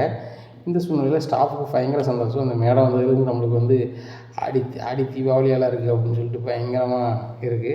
போனஸ் பயங்கரமாக இருக்குது அப்படின்னு சொல்லிட்டு மனசுக்குள்ளே பேசிக்கிட்டு இருக்காங்க 2 பேருமே. இப்படியே ஒரு வாரம் ஓடிடுது. ரோஹிணி நினைக்கிறாங்க, நம்ம ஒரு லாபமும் சம்பாதிக்கல, எப்படி தான் மனோஜ் தனம் போயிட்டு வந்துட்டுருக்காரா, வருமானமே இல்லை, என்ன செய்யலாம், அந்த கடையை எப்படி டெவலப் பண்ணலாம், நம்மளை வேறு வேலையை விட்டு நிப்பாட்டாங்களே, மனோஜ்ட்டு சொல்லவே முடியலையே அப்படின்னு சொல்லி நினச்சிட்டு இருக்காங்க. சரி நான் பார்லர் ரொம்ப லாஸ் ஆகிடுச்சு, அதனால் பார்லரை நான் வந்து ஒரு ஆளுக்கு லீஸு கொடுத்துட்டேன்னு சொல்லிட்டு நம்ம பேசாமல் இங்கேயே இருந்துடலாம், மனோஜ் தான் என்ன சொன்னாலும் நம்புவானே அப்படின்னு சொல்லி நினச்சிட்டு இருக்காங்க. இந்த சூழ்நிலையில் ஒரு வாரம் ஆயிடுது. மனோஜ் இன்றைக்கி நீங்கள் நான் கடைக்கு வந்துடுவீங்களா அப்படிங்கிறாங்க. கண்டிப்பாக ரோஹிணி, இந்த வரைக்கும் ஒன்றும் பிரச்சனை இல்லை, நான் ஜோசிக்கார சொன்னதெல்லாம் கேட்டுட்டேன், இனிமேல் கடைக்கு தான் அப்படிங்கிறாங்க. வாங்க நானும் கடைக்கு தான் வரேன் அப்படிங்கிறாங்க. நீ பார்லர் போகலையா அப்படிங்கிறாங்க. நான் போகலை, அங்கே வந்து கொஞ்சம் சில வேலைகள் நடக்குது அப்படிங்கிறாங்க. ரைட்டு அப்படின்னு சொல்லிட்டு 2 பேருமே அங்கே போகிறாங்க, ஃபர்னிச்சர் கடைக்கு போகிறாங்க. அப்போ மனோஜ் பொருளெல்லாம் மாற்றி இருக்குது அப்படிங்கிறாங்க. இல்லை மனோஜ், நான் தான் வாஸ்துப்படி மாற்றி வச்சேன் அப்படின்னு சொல்லி ஃபில்டர் பண்ணுறாங்க. ரோஹிணி உனக்கெல்லாம் வாஸ்து தெரியுமா அப்படிங்கிறாங்க. ஆமாம், நீ ஒரு ஜோசிக்கார்ட்ட கேட்டல, அது மாதிரி இங்கே ஒரு ஜோசிக்கார் பொருளை வந்தார், அவர்கிட்ட நான் சொன்னேன் அப்படிங்கிறாங்க. அப்படியா அப்படிங்கிறாரு மனோஜ் ரோஹிணிகிட்ட. ஓனர் வந்து எல்லாரும், சார் எப்படி இருக்கீங்க, உடம்பு பரவாயில்லையா அப்படிங்கிறாங்க. பொண்ணும் பரவாயில்ல, நல்லா இருக்கேன் அப்படிங்கிறாங்க. சார் நாளைக்கு சம்பளம் ஞாபகம் இருக்கலாம் சார் அப்படிங்கிறாங்க. என்னது சம்பளமா அப்படிங்கிறாங்க. ஆமாம் சார், இந்த மாதம் சம்பளம் அப்படிங்கிறாங்க. அப்போ தான் மனோஜ் ஞாபகம் வருது, ஆகா இவங்களுக்கு வேறு சம்பளம் கொடுக்கணுமே, மாத கடைசி ஆகிட்டு அப்படின்னு சொல்லிட்டு ரொம்பவே முழிக்கிறாரு. ரோஹிணி சம்பளம் கொடுக்க ஏதாவது பணம் இருக்கா ரோஹிணி அப்படிங்கிறாங்க. ஏன்ட்ட அங்கே இருக்கு மனோஜ் அப்படிங்கிறாங்க. இல்லை அவன் பார்லர் நடத்துகிற லாபம் வச்சுலாம் சொன்னலாம், அது கொடு ரோஹிணி, சம்பளம் கொடுத்துருவாங்க, கொஞ்சம் கொடுப்போம் அப்படிங்கிறாங்க. உடனே மனோஜ் கொடுத்தா மொத்தமாக கொடுக்கணும், எப்படி கொடுக்குறது என்கிட்ட இல்லையே வைக்க அப்படிங்கிறாங்க. எப்படியா ரெடி பண்ணி கொடு ரோஹிணி, உன்னால் முடியும், நீ பார்லர் போய் ரெடி பண்ணி கொண்டா அப்படிங்கிறாங்க. சரி மனோஜ், நான் ஏதாவது பண்ணி கொண்டு வரேன் அப்படின்னு சொல்லிட்டு புல்டப்பாக வெளில வராங்க. வெளில வந்து ரொம்ப ஃபீல் பண்ணுறாங்க. நம்மகிட்ட ஒரு காசு இல்லையே, யார்கிட்டையுமே கடை வாங்க முடியாத, சுற்றி வாங்கிட்டோம், நம்ம யார்கிட்ட போய் வாங்குறது அப்படின்னு சொல்லிட்டு ரொம்ப யோசனை பண்ணி நடந்து போயிட்டுருக்காங்க. அப்போ ஃபேங்கில் லோன் வாங்கியிருக்கிறாங்க ரோஹிணி, அதை கட்டவே இல்லை. அவங்க ஏத்தாப்பில் வராங்க. அவங்கள பார்த்தோன்னா தெருவா ஓடி ஒழிதாங்க. பேங்க் ஸ்டாஃப்பும் பார்த்துடுறாங்க.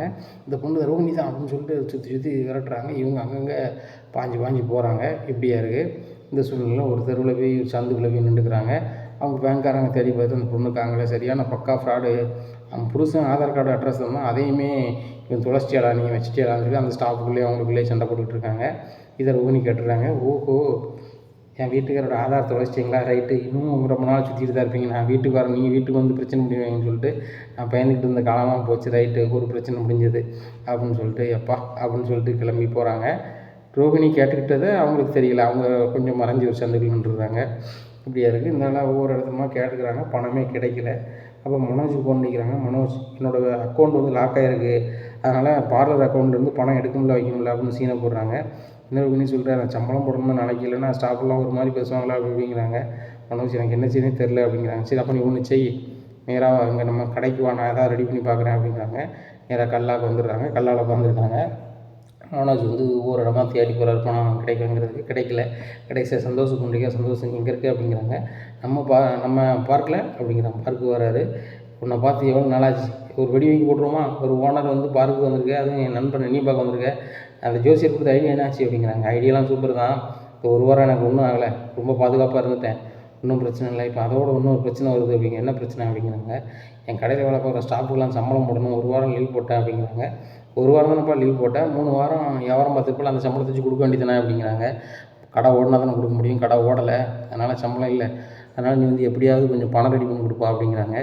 என்கிட்டலாம் பணம் இல்லை அப்படிங்கிறாங்க. தலைவா நல்லா இருக்கும், ரெடி பண்ணி கொடு அப்படிங்கிறாங்க. நான் ஒரு ஆள்கிட்ட கூப்பிட்டு போகிறேன், அவர்கிட்ட வேணால் கேட்டு பார்ப்போம் அப்படின்னு சொல்லிட்டு அவர்கிட்ட போய் கூப்பிட்டு போய் கேட்டு பார்க்காங்க. இந்த மாதிரி ஃபர்னிச்சர் கடை வச்சுருக்காரு, கொஞ்சம் கடை வேணும் அப்படிங்கிறாங்க. சரி எவ்வளோ நாளாக கடை வச்சுருக்கீங்க அப்படின்னு கேட்குறாங்க. கடை வச்சு கொஞ்ச நாள் தான் ஆகுது. கொஞ்ச நாள் ஆனால் கொடுக்க முடியாது, இப்படி தான் புதுசாக கடை ஆரம்பித்து அப்படியே கடத்தை வாங்கிட்டு கடையை மூடிட்டு போயிடுவான். இதே மாதிரி 2-3 பேர்ட்டு நான் பணத்தை கொடுத்து படாத பாடுபடுதேன், அதனால் சரியாக வராது, அதனால் நீ வந்து வேறு ஆள்கிட்ட போகிற அப்படிங்கிறாங்க. 2-3 பேர்கிட்ட போகிறாங்க, நடக்கலை. அப்போ நேராக அவர்கிட்ட கேட்குறாரு, எப்படியாவது பணம் இருந்தால் கொடுப்பா அப்படிங்கிறாங்க.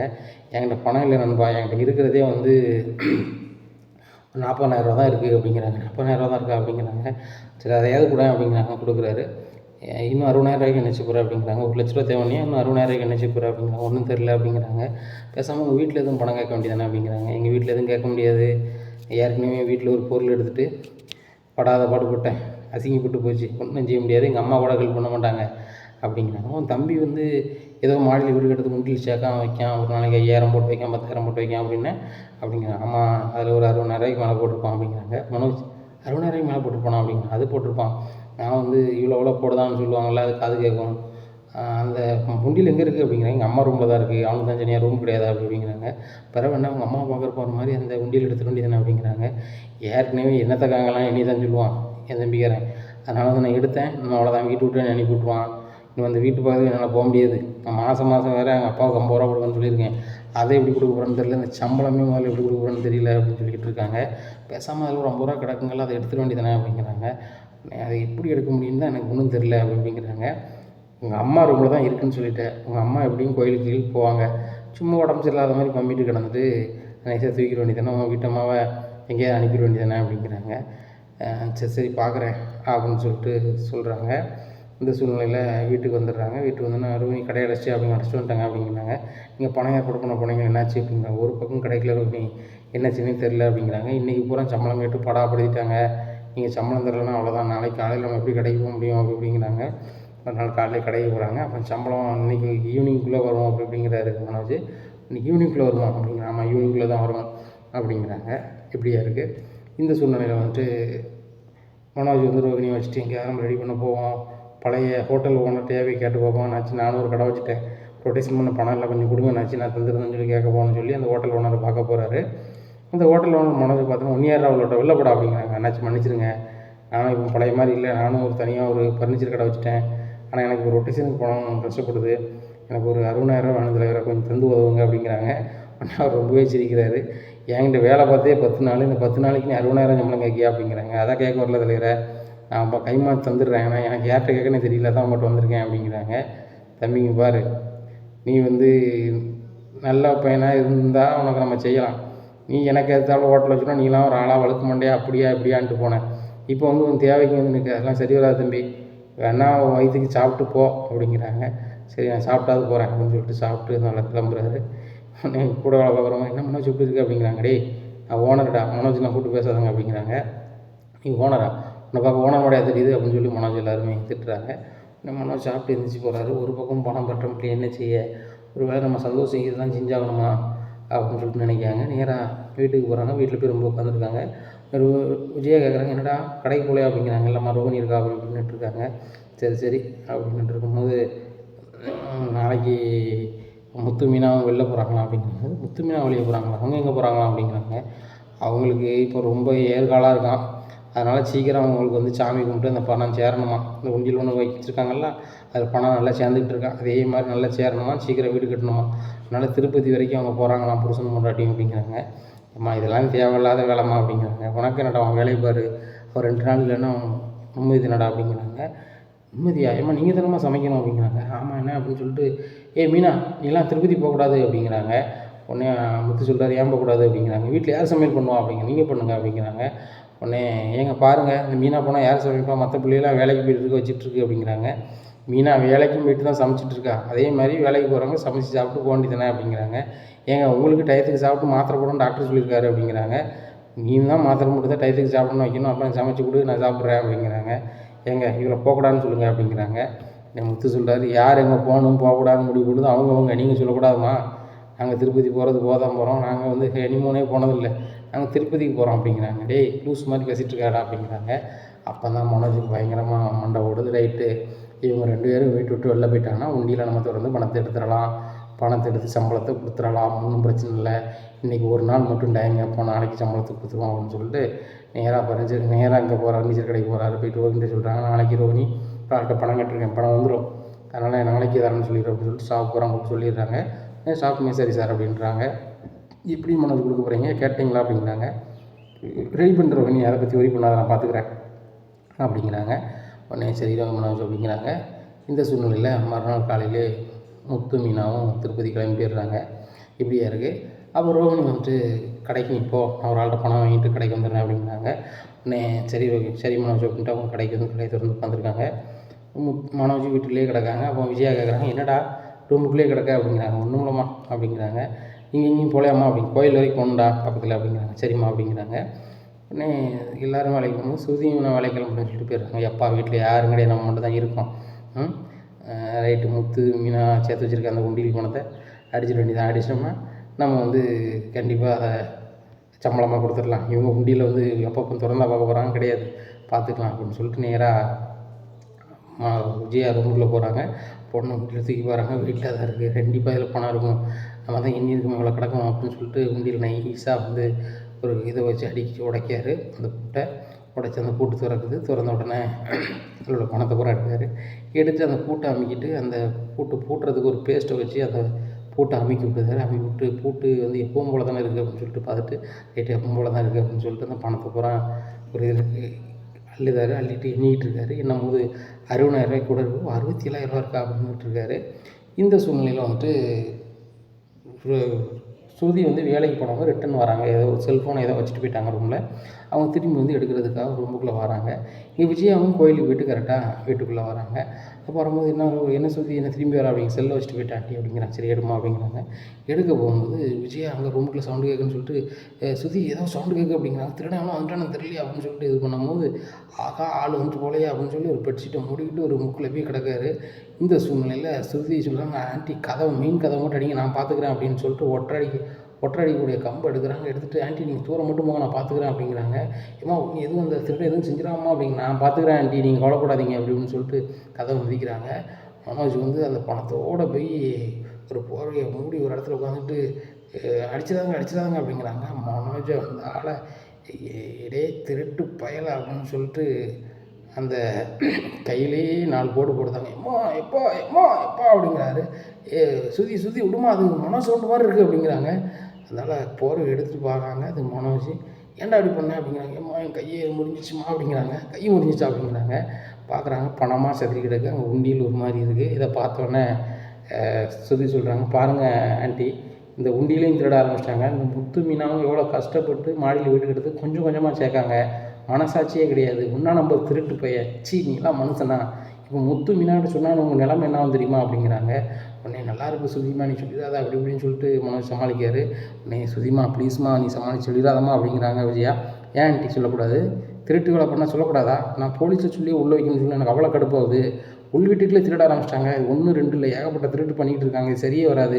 முத்து மீனா அவங்களுக்கு என்னத்தை பாவம் செஞ்சாங்க, அவங்க கஷ்டப்பட்டு சேர்க்குறது உங்களுக்கு பிடிக்கலன்னா நான் இப்போ ஒன்று செய்கிறேன். இப்போ நான் முத்து மீனாவை ஃபோன் பண்ணி சொல்கிறேன், முத்து திரும்பி வரட்டும், நீங்கள் என்ன அறையும் பாருங்கள் அப்படிங்கிறாங்க. அவனு விஜயா சொல்கிறாங்க, நல்லாயிருக்கும் ஸ்ருதி, நீ காமிச்சு கொடுத்துடாதம்மா, நீ பெரிய இடத்துக்கு இல்லைம்மா, நான் முத்துக்கு அப்படி நடந்துக்கிட்ட தெரியாது, வீட்டு விட்டே போகணும்னு சொல்லுவாம்மா, ஏற்கனவே மனசு அவனுக்கு பிடிக்க மாட்டேங்குமா அப்படி இப்படின்னுட்டு இருக்காங்க. இவர் சொல்கிறார் மனோஜ், ரோஹினிக்கு மட்டும் இந்த விஷயம் தெரிஞ்சுன்னா ரோஹினி அவங்கள வாழ மாட்டாங்க, நல்லா இருப்பா ஸ்ருதி அப்படி அப்படிங்கிறாங்க. இப்போ இதுக்கு நீங்கள் என்ன செய்ய போகிறீங்க, நான் முத்துட்டு சொல்ல தான் போகிறேன் அப்படிங்கிறாங்க. ஸ்ருதி நல்லா இருப்போம்மா, நீ என்ன சொன்னாலும் அவன் கேட்பாம்மா அப்படிங்கிறாங்க. நான் என்ன சொன்னாலும் கேட்பீங்களா, இப்போ அந்த வீட்டில் நம்ம 3 பேர் தான் இருக்கோம். அங்கிளுக்கு தெரிஞ்சாலும் நீங்கள் இவங்களுக்கு சப்போர்ட் பண்ணுறீங்கன்னு சொல்லிட்டு அங்கிள் மறுபடியும் உங்கள்கிட்ட பேச மாட்டாங்க. சரிதானா, இப்போ நம்ம 3 பேர் இருக்கும்போது இப்போ இதுக்கு ஒரு வழி செய்யணும் அப்படிங்கிறாங்க. நீ என்னம்மா செய்யணும் அப்படிங்கிறாங்க. அதில் எவ்வளோ பணம் இருக்கோ அதில் டபுள் மடங்காக நீங்கள் அதில் வச்சு உண்டியில் மூடி அதே இடத்துல வச்சா நான் வந்து யார்கிட்டையும் சொல்லலை அப்படிங்கிறாங்க. அது எப்படி முடியும் ஸ்ருதி அப்படிங்கிறாங்க. வைக்கலைன்னா நான் முத்துட்டு சொல்லுவேன் அப்படின்னு சொல்லிட்டு காலில் போய் உட்காருதாங்க. டேய் முட்டாள் திருட்டு பையல இப்படியே பண்ணிகிட்டே இருக்கேடா, என்னை ரொம்ப அசிங்கப்படுத்திகிட்டே இருக்கேடா, உன்னால் நான் தான்டா சீரழிதான் அப்படி இப்படின்னுட்டு இருக்காங்க. சுதிமா அப்படி நான் என்னம்மா பண்ண முடியும், எனக்கு தெரியாது ஆண்டி அப்படிங்கிறாங்க. டேய் கடங்காரம் அந்த புரிட்டா, இந்த ஒரு செயினை வந்து அடகு வச்சு அதில் என்ன பணம் இருக்கோ அதை கொண்டு வா அப்படிங்கிறாங்க. உடனே மனோஜ் இன்னொரு 67,000 வச்சு கொண்டு வராங்க. டேய் இதை விற்கலை அப்படிங்கிறாங்க. இந்த சீட்டு என்ன இருக்குமா அப்படிங்கிறாங்க. அந்த பணத்தை உள்ளே வச்சு உண்டியில் வச்சு அமைக்கி கொடுக்காங்க. ரோஹினி ஸ்ருதி யார்ட்டுமே சொல்லிடாதம்மா அப்படிங்க, யார்ட்டுமே சொல்லலை, அந்த இடத்துல கொண்டு வைங்க. ஆனால் வந்து என்னும் போது நான் இவ்வளோ இருக்குன்னு நானே இப்போ கணக்கு பண்ணியிருக்கேன், அதில் குறைஞ்சிச்சின்னா நான் கண்டிப்பாக சொல்லுவேன் அப்படிங்கிறாங்க. குறையாதுமா அப்படிங்கிறாங்க. மனோஜ் தயவுசெய்து யார்ட்டும் சொல்லிடாதம்மா அப்படின்னு சொல்லிட்டு அவர் தப்பிச்சான் பொழைச்சான்னு வீட்டை விட்டு ஓடுறாரு கடைக்கு. இந்த சூழ்நிலையில் ஸ்ருதிக்கு ரொம்ப சந்தோஷம். மீனாவுக்கு முத்துக்கும் கூட கொஞ்சம் பணம் கிடச்சிருக்கு. ஆனால் இங்கே ஒன்றா நம்பர் திருட்டு போயிலாம் இருக்கானே அப்படின்னு சொல்லிட்டு சரி நம்ம யார்ட்டும் சொல்ல வேண்டாம் அப்படின்னு சொல்லிட்டு நேராக வேலைக்கு போயிடுறாங்க. இங்கே விஜயாவுக்கு சரியான கடுப்பாக இருக்குது. மனோஜ் இங்கெல்லாம் மனுஷனடா அப்படின்னு சொல்லிட்டு ஃபோன் பண்ணி கேட்குறாங்க. ஏம்மா எனக்கு என்ன சீனே தெரியல, சம்பளம் போடுறது காசு இல்லைம்மா அப்படிங்கிறாங்க. டேய் அதை ஏன்ட்ட கேட்டு தொலைக்க வேண்டியதுனாடா, நான் ஏதாவது நகையை தருவேன்டா, அந்த ஸ்ருதி முன்னாடி நான் அசிங்கப்பட்டிருக்கேன், அந்த பிள்ளைகிட்ட நான் காலில் விழுதான் கையில் விழுதுன்னு சொல்லி நான் சின்ன பிள்ளைகிட்ட பேசியிருக்கேன், உனக்கு வெக்கமாகவே இல்லையாடா, உனக்கும் மொண்டாட்டிக்கும் அப்படிங்கிறாங்க. என்னம்மா எப்படி பேசுகிறேன் அப்படிங்கிறாங்க. இல்லை ஏதோ ஒரு வகையில் ரெடி பண்ணி கொடுக்கணும்டா, இப்படி வீட்டிலேடா திருடுவீங்க, அது ரோஹினி வந்து நீ அனுப்பி திருட சொன்னாலா அப்படிங்கிறாங்க. ஏம்மா ரோஹினிக்கு தெரியவே தெரியாது, ரோஹினி தெரிஞ்சால் என் கூட வாழ மாட்டான்னு சொல்லித்தாம்மா நான் சுருதி சொன்னேன். நீ அதை கேட்கலையாம்மா? அவளுக்கு தெரியாதும்மா, நான் ஒரு இடத்துல பணம் ரெடி பண்ணிட்டு வரணும் தான் வந்தம்மா, அதாவது கல்லால் இருக்கா அப்படிங்கிற. அப்போ எப்படி ரெடி பண்ணிட்டா சம்பளம் போட போகிற அப்படிங்கிறாங்க. எனக்கு தெரிலம்மா அப்படிங்கிறாங்க. டேய் பாரு, சம்பளம் போட போகிறேன்னு சொல்லிட்டு நான் அடை வைக்க தந்த நகையை வந்து வித்தையோ வெளுத்துப்படும் வெளுத்து எனக்கு தெரியாது அப்படிங்கிறாங்க. உடனே சரிம்மா நான் விற்க மாட்டேன் அப்படின்னு சொல்லி நேராக கடைக்கு போகிறாங்க.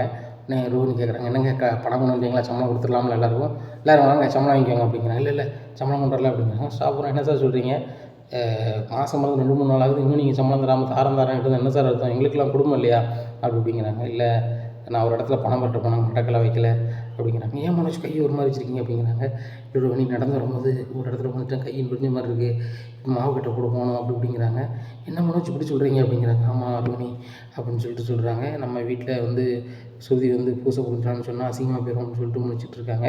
அப்போ ஸ்டாஃப் சொல்கிறாங்க, சார் இப்படி ஒவ்வொன்றா நடிச்சிட்டு தான் சரி வராது சார், இன்னைக்கு சம்பளம் தரேன் நாளைக்கு தரேன்னு சொல்லி ஏமாற்றிட்டே இருந்தீங்க, இப்போ ஒரு நாடகம் போட ஆரம்பிச்சிட்டிங்க, எனக்கு கீழே விழுந்து கை நுரிஞ்சிட்டு வச்சுட்டுன்னு சொல்லிட்டு, அப்போ நாங்கள் பாவப்பட்டு சம்பளம் வேண்டாம்னு சொல்லணுமோ, நாங்கள் வேலை பார்த்து எங்க சார் சம்பளம் வேண்டாம்னு சொல்லிட்டு இருக்கணும் அப்படிங்கிறாங்க.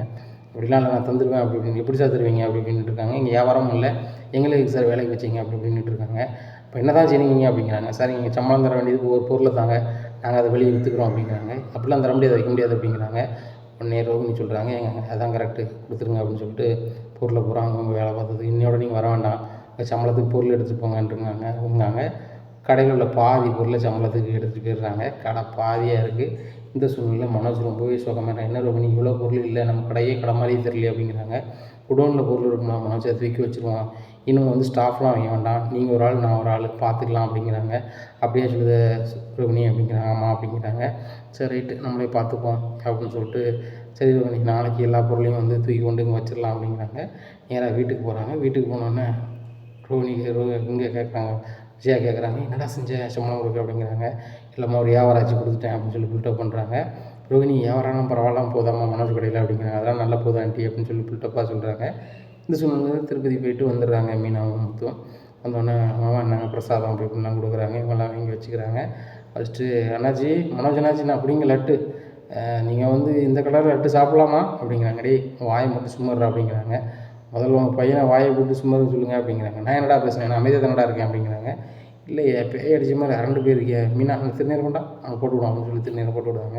டேய் இனிமேல் உனக்கு ஒரு பிடி இருக்காடா, நல்லா வருவாடா அப்படிங்கிறாங்க. டேய் நான் நல்லா வரணும் வரலையோ, நீ நல்லா வருவாடா, எல்லா எதிர்காலமும் நல்லா இருக்குடா அப்படிங்கிறாரு மனோஜ். சூப்பர்டா, நீ தாண்டா நீ பாசிட்டிவாக பேசியிருக்க அப்படிங்கிறாங்க. விஜயாவுக்கு ரொம்பவே கடுப்பாக இருக்குது. இது சொல்லலாம். அண்ணாமலை கேட்குறாங்க, என்ன விஜயா இன்னொரு செயின் கழுத்தில் காணாமல் இருக்குது அப்படிங்கிறாங்க. இல்லைங்க அது கொஞ்சம் லைட்டாக நெறிஞ்ச மாதிரி இருந்துச்சு, நான் பீரோவில் வச்சுருக்கேன் அப்படிங்கிறாங்க. பீரோவில் தான் இருக்கா அப்படிங்கிறாங்க. உடனே முத்து சொல்கிறாரு, எப்பா பீரோவில் தான் இருக்கான்னு அடிக்கடி பார்த்துக்காங்கப்பா, இங்கே ஒரு கலவாணி போய் திருதுன்னு முடிச்சுட்டு இருக்கான், மொழியும் சரியில்லை, அவன் எடுத்துகிட்டு போய் அதை விற்றாலும் விற்றுருவான் அப்படிங்கிறாங்க. உடனே ரோஹினி சொல்கிறாங்க, மனோஜ் வந்து இப்படி குறை பேசுகிற வேலை வச்சுக்கிட்டாதாங்க முத்து, அவருக்கு என்ன செய்யணும் ஏது செய்யணும் எப்படி செய்யணும்னு தெரியும்லாம், அவர் என்ன சாதாரண ஆள் கிடையாது, பிஸ்னஸ் பண்ணுறவர் அப்படிங்க. ஆமாம் பெரிய பிஸ்னஸ் பண்ணுறாரு, கப்பல் வியாபாரம் பார்க்குற தலைவர் அப்படிங்கிறாங்க. நீங்கள் சொன்னாலும் சொல்லாட்டெலாம் ஒரு நாள் கப்பல் வியாபாரம் பார்க்க தான் போகிறான் அப்படிங்கிறாங்க விஜயா. நீங்கள் என்ன போட்டாலும் உங்கள் பையனுக்கு நீங்கள் சப்போர்ட் பண்ணது விடவே மாட்டீங்க அப்படின்னு இருக்காங்க. இந்த சுருதி வந்தோடனே விஜயாவும் மனோஜும் ரொம்ப ஒரு மாதிரி ஆகிறாங்க. உடனே என்ன பார்லர் என்ன பரக்குரல் ஒன்று பார்த்தோன்னே எங்கள் அம்மாவும் மனோஜும் முடிக்கிறாங்க, வேறு எதுவும் கதையா அப்படிங்கிறாங்க. அதெல்லாம் ஒன்றும் இல்லை முத்து அப்படிங்கிறாங்க. உடனே விஜயா வந்து கண்ணை காமிக்கிறாங்க. எதுக்கு எங்கள் அம்மா கண்ணை காமிக்கிறாங்க, நீ அமைதியாக என்ன பிரச்சனையா அப்படிங்கிறாங்க. ஒன்றும் இல்லை முத்து அப்படிங்கிறாங்க. எதுனா சொல்லு பார்த்துக்கலாம், மீனா மாதிரி ஒன்று எதுவும் பேசுகிறாங்களா, பேசினா நீங்கள் ஸ்டைலில் ஒன்று கொடு பார்த்துக்கலாம் அப்படிங்கிறாங்க. என்கிட்டலாம் எதுவும் பேச மாட்டாங்க, அவங்க பொண்ணை அவங்களே மாட்டிப்பாங்க அப்படிங்கிறாங்க. உடனே மனோஜ் அப்படி முழிக்கிறாரு. சரி வாங்க எல்லோரும் சாப்பிடுவோம் அப்படிங்கிறாரு. நம்மளும் எல்லோரும் சாப்பிட்றாங்க. சாப்பிட்டு அவங்க தூங்க போகிறாங்க. உடனே மீனா சொல்கிறாங்க, ஏங்க நம்ம கோயிலுக்கு போய்ட்டு வந்து ரொம்ப திருப்தியாக இருக்கலாம் அப்படிங்கிறாங்க. ஆமாம் ரோகிணி, ஆமாம் மீனா, ஒரு கோயிலுக்கு போய்ட்டு ரொம்ப திருப்தியாக தான் இருக்குது அப்படின்ட்டு இருக்காங்க. இன்னைக்கு காலையில் விடியுது, மழக்கம் போல் எல்லாருமே வேலைக்கு கிளம்பி போகிறாங்க. போகும்போது மனோஜ் சொல்கிறாரு, எல்லா ஸ்டாஃபுமே வேலை விட்டு நிப்பாட்டிட்டோம், இப்போ வந்து பொருளை எப்படி குடோனில் எடுத்து கொண்டு வைக்கிறது, அதுக்கு ஆள் வேணுங்களா அப்படிங்கிறாங்க. சரி அப்போ அதுக்கு மட்டும் சம்பளத்துக்கு ஆள் போட்டுக்கலாம் அப்படின்னு சொல்லிட்டு வெளியே லோடு பண்ண கூப்பிட போகிறாங்க. கூப்பிட்டு வந்து சரி வாங்க குடோனுக்கு போவோம் அப்படின்னு சொல்லிட்டு சாவியை கொண்டு போய் திறக்காங்க. குடோனில் ஒரு பொருளும் இல்லை. இதை பார்த்த உடனே மனோஜ் ரொம்பவே ஷாக் ஆகிடுறாரு. ஷாக் ஆகிட்டு ரோஹினிக்கு பண்ணுறாங்க, ரோஹினி குடோனில் ஒரு பொருளுமே இல்லையா அப்படிங்கிறாங்க. என்ன மனோஜ் சொல்கிறீங்க அப்படிங்கிறாங்க. ஆமாம் குடோனில் ஒரு பொருளும் இல்லை அப்படிங்கிறாங்க.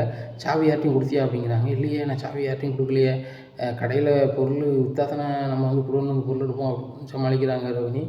என்ன செய்யனே தெரில, என்னாச்சு அப்படின்னு சொல்லிட்டு யோசிக்கும் போது தான் வந்து ரோகிணிக்கு ஓடுது. ஒருவேளை நம்ம ஸ்டாஃப் தான் எடுத்துட்டாங்களா அப்படின்னும் போது, இல்லையே ஸ்டாஃப்பும் இங்கேயே தானே இருந்தாங்க அப்படின்னு சொல்லிட்டு ரொம்பவே முழிக்கிறாங்க. இனி என்ன நடக்கும் இந்த ரோகிணி மனோஜ் வாழ்க்கையில் அப்படிங்கிறத பொறுத்து வந்து பார்க்கலாம். நம்ம சேனலை நீங்கள் மறக்காமல் லைக் அண்ட் சப்ஸ்கிரைப் பண்ணுங்கள். நன்றி, வணக்கம்.